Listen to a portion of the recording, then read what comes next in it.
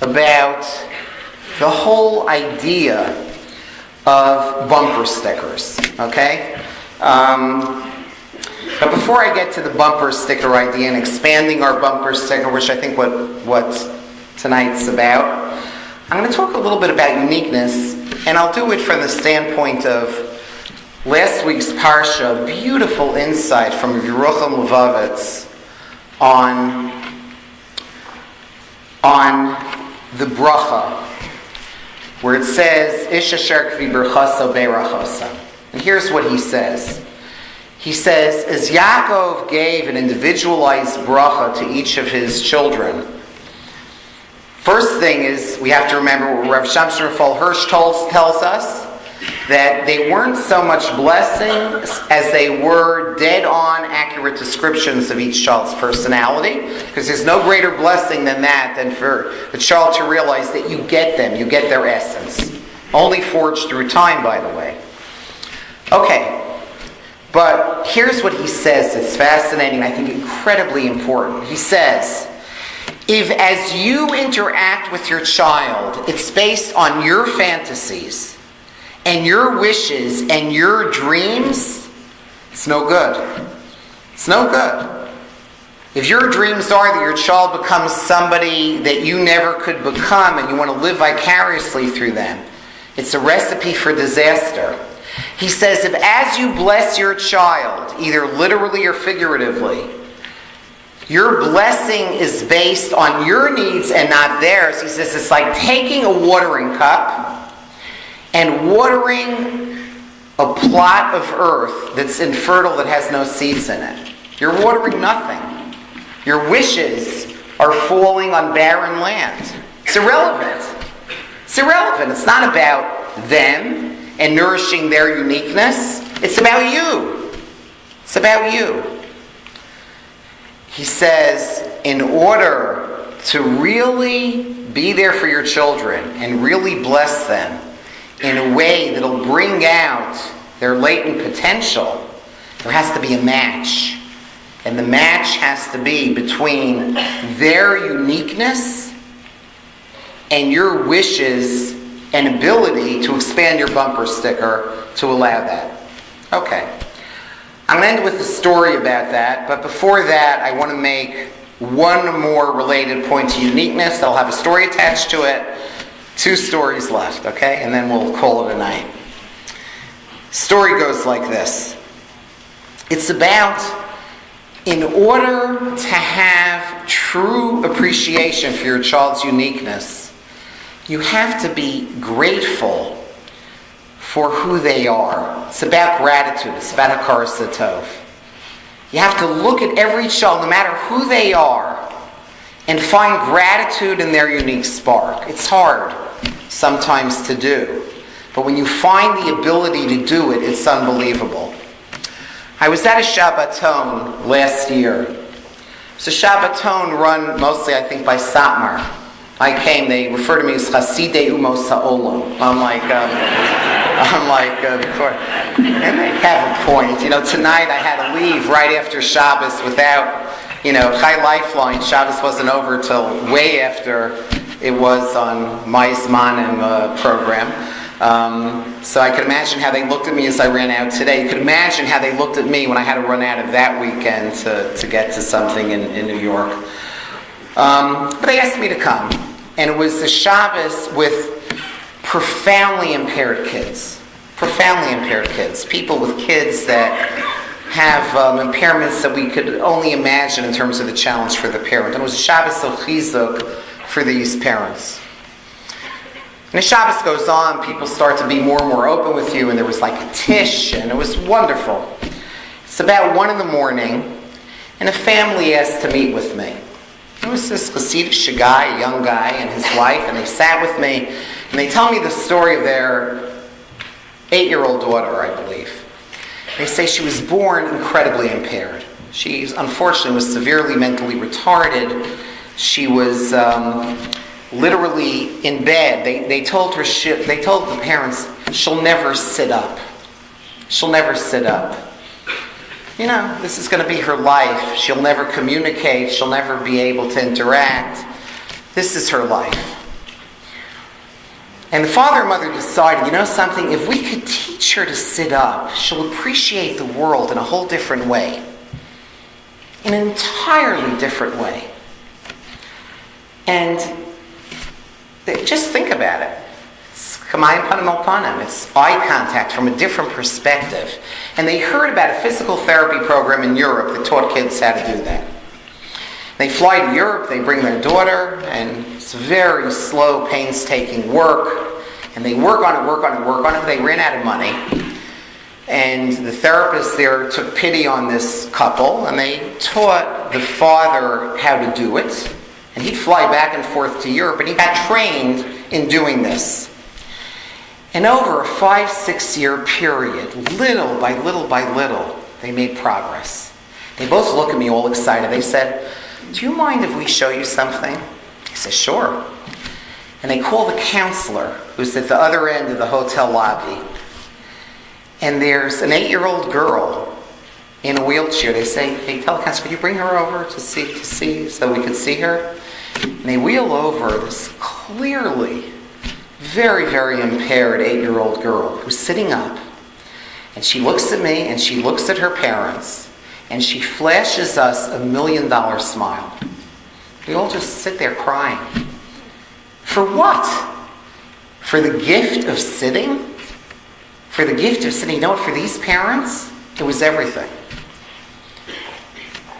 They only wanted that for their daughter. And it made a difference. I started thinking, wow, how could I ever make the bracha Sokev Kafufim every morning in the same way? How could I ever look at my own children in the same way and be upset about some ways that they're not me, or even worse, are me? Okay? You know? Like, wow, look at this. Look at this.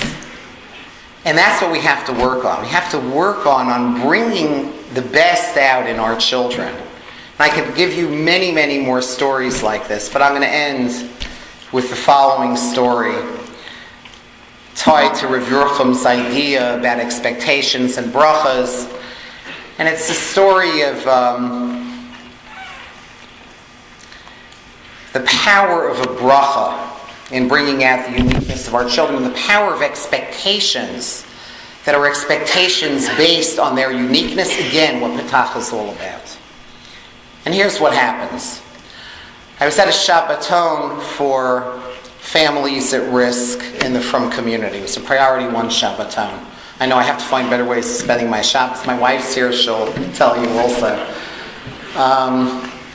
And one of the things that is amazing at a Shabbos like that is they have a program, and they had about 7 or 8 kids who were already totally rebellious and had left our way of life, even though they grew up with our way of life, and each spoke about what led to their leaving Orthodox Judaism. And each one had a different story, but the underlying theme is that they didn't fit the bumper sticker of society.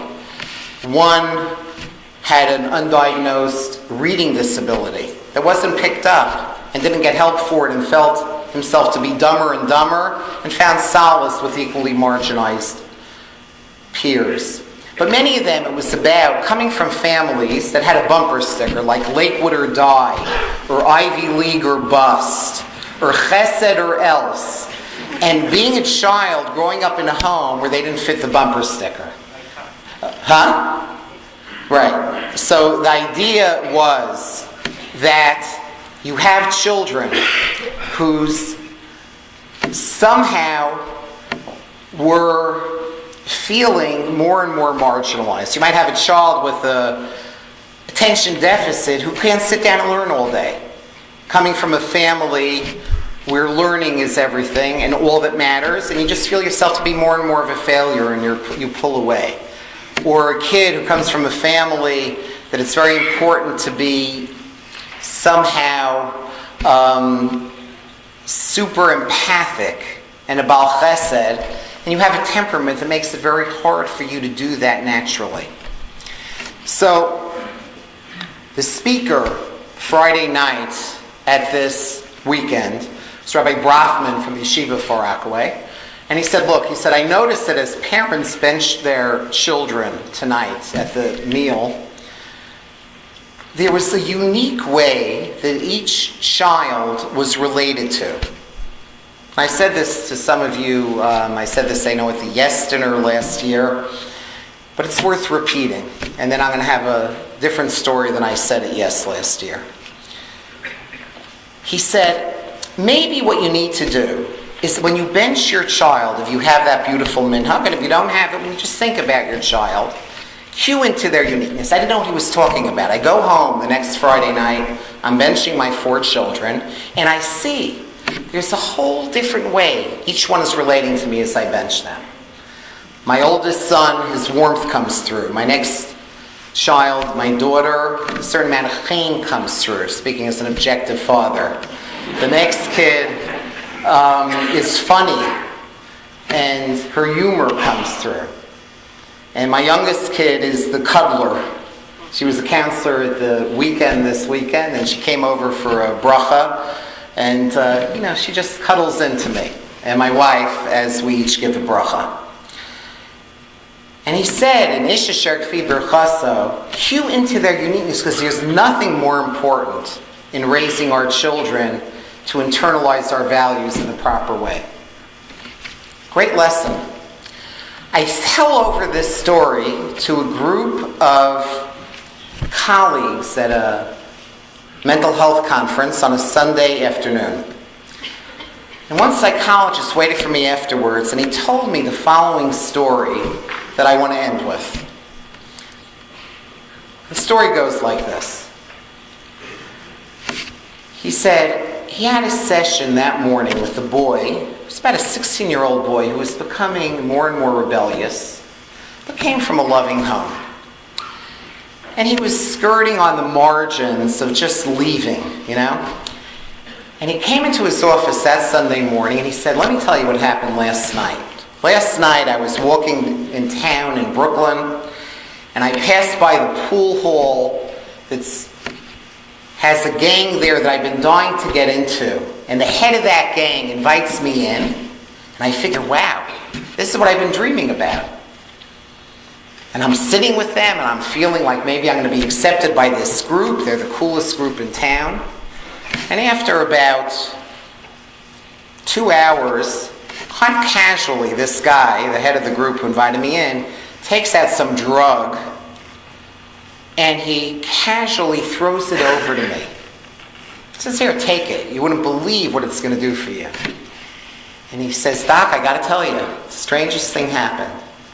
As I was taking it and about to put it in my mouth, okay, we have a nekuda sabachira, a point of choice. The strangest thing happened.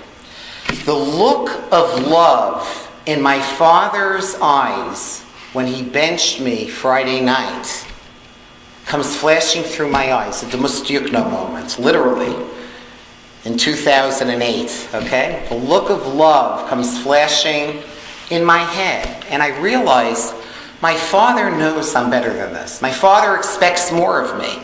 And in a visceral way, I take the drug, I throw it back at this kid, and I run out of the pool hall, and he says, I'm taking a neder with you today, he tells his therapist. I will never go back there. It's the power of expectations, the power of connecting to our children face to face, the power of cueing into their uniqueness. Talks about that. Talks about us in a communal way expanding our bumper stickers to take kids who may not fit in. I can't think of anything more important than to be Makayim Ish Asher Kfi Berchaso for the wider community. And there's nothing quite like chesed. The most amazing thing that I saw this Shabbos was people suffering beyond what you could imagine.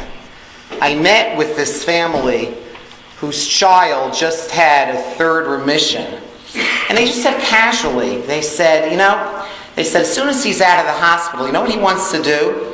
He wants children to feel less lonely in the hospital, so he's putting together a group of other kids from Chai Lifeline so they can in a more systematic way visit and give chizuk.